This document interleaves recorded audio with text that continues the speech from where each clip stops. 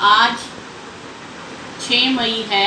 मैं आपको हिंदी साहित्य का पाठ 3 बापू आगे पढ़ाने जा रही हूँ। आपको याद है कल हमने इसका एक पेज पढ़ा था।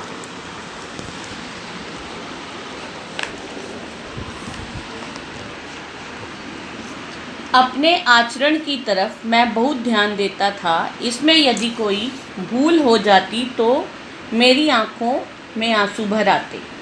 गांधी जी अपने बारे में बताते हैं कि अगर मेरे से कोई भी गलती हो जाती तो मुझे रोना आ जाता। मेरे हाथों कोई ऐसा काम हो जिसके कारण शिक्षक मुझे दंड दे, यह मेरे लिए असहाय था। अर्थात जब मेरे से कोई गलती होती और मुझे उसकी सज़ा मिलती तो ये बात मेरे से सहन नहीं होती थी। मुझे याद है जब एक बार मुझे मार खानी पड़ी। मुझे मार का दुख ना था, पर मुझे दंड का पात्र समझा गया, इसका बहुत दुख था। एक बार मुझे स्कूल से मार पड़ी। इस बात का मुझे दुख नहीं था कि मुझे मार पड़ी, लेकिन इस बात का दुख था कि मुझे सज़ा का पात्र माना गया। दूसरी बात तब की है जब मैं 7वीं कक्षा में पढ़ता था। उस समय हेडमास्टर कड़ा अनुशासन रखते थे, फिर भी वे विद्यार्थियों के प्रिय थे।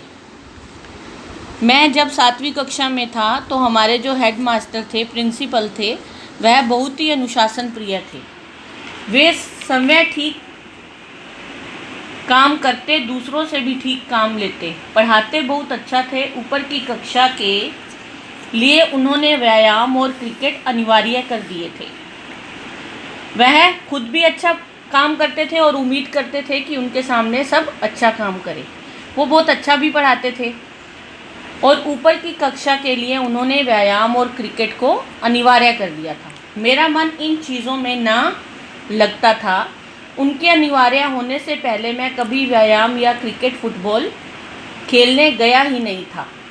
अब मैं समझता हूँ व्यायाम ना करना मेरी गलती थी। मेरा ध्यान जो है बिल्कुल व्यायाम या खेलों में नहीं था, लेकिन मुझे अब महसूस होता है कि यह गलत था। उस समय मेरे मन में यह गलत विचार घर किए हुए था कि व्यायाम का शिक्षा से कोई संबंध नहीं। बाद में जाना कि पढ़ने के साथ साथ व्यायाम करना भी बहुत ज़रूरी है। मैं उस समय सोचता था कि अगर मुझे पढ़ाई करनी है तो मुझे व्यायाम की तरफ ध्यान नहीं देना चाहिए, लेकिन अब मुझे लगता है कि यह भी ज़रूरी है। व्यायाम में अरुचि का दूसरा कारण था पिताजी की सेवा करने की तीव्र इच्छा। स्कूल बंद होते ही घर आकर उनकी सेवा में लग जाता। दूसरी बात है कि मुझे अपने पिता की सेवा करने की बहुत ही इच्छा होती थी कि मैं उनकी सेवा में लग जाऊं, और स्कूल से आते ही मैं इस काम में लग जाता था। व्यायाम अनिवार्य होने से इस सेवा में विघ्न पड़ने लगा। मेरे पिताजी की सेवा के लिए व्यायाम से छुटकारा पाने का प्रार्थना पत्र दिया, पर हेडमास्टर साहब कब छोड़ने वाले थे। मैंने बहुत बचने की कोशिश की, लेकिन हेडमास्टर जी ने मुझे नहीं छोड़ा। एक शनिवार को स्कूल सवेरे का था। शाम को 4 बजे व्यायाम के लिए जाना था। मेरे पास घड़ी ना थी। आकाश में बादल थे, इससे समय का पता न चला। बादलों में धोखा हो गया। जब पहुंचा तो सब जा चुके थे। दूसरे दिन मुझको कारण पूछा गया। मैंने जो बात थी बता दी। उन्होंने उसे नहीं माना। मुझे 1 या 2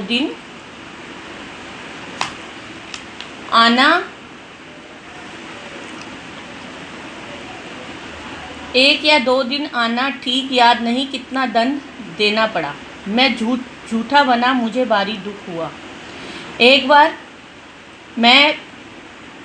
मेरे पास घड़ी नहीं थी तो मैं अपने व्यायाम के लिए नहीं जा पाया, तो मुझे इस बात का भी दंड मिला, सज़ा मिली, और मैं झूठा भी साबित हुआ।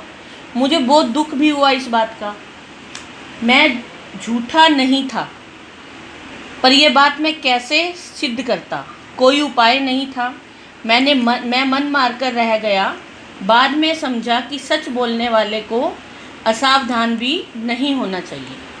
अर्थात जो सच्चा है उसे ध्यान से ही अपने काम को करना चाहिए। असावधानी या लापरवाही नहीं बरतनी चाहिए। सब बच्चों ने इस पाठ को ध्यान से पढ़ना है।